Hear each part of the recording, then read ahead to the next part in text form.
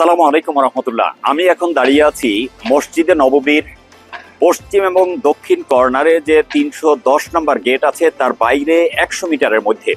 আর এই যে দেখছেন এটা মসজিদে গামামা। আল্লাহ রসুল সাল্লাল্লাহু আলাইহি ওয়াসাল্লামের কাছে সাহাবায়ে কেরামরা বৃষ্টির জন্য দোয়া করতে বললেন। বৃষ্টি হওয়া বন্ধ হয়ে গিয়েছিল মদিনায়, তখন আল্লাহ রসুল সাল্লাল্লাহু আলাইহি ওয়াসাল্লাম এই জায়গায় এসে বৃষ্টির জন্য দোয়া করেছিলেন। শুধু তাই নয়, এর পরবর্তীতে রাসূল সাল্লাল্লাহু আলাইহি ওয়াসাল্লাম বাদশাহ নাজ্জাশীর মৃত্যুর পরে এখানেই তার জন্য গায়েবানা জানাজার সালাত আদায় করেছিলেন। সম্মানিত ভাই এবং বোনেরা, আপনারাও যদি মক্কা এবং মদিনায় রাসূল সাল্লাল্লাহু আলাইহি ওয়াসাল্লামের স্মৃতি বিজড়িত জায়গা দেখতে চান, তাহলে নগদ ইসলামিকের সাথে থাকুন। নগদ ইসলামিকে মোবাইল রিচার্জ, পেমেন্ট এবং অ্যাড মানি করে আপনিও এই সুযোগ গ্রহণ করতে পারেন।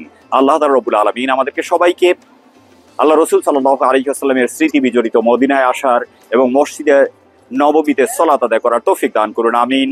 আসসালামু আলাইকুম ওয়া রাহমাতুল্লাহি ওয়া বারাকাতুহু।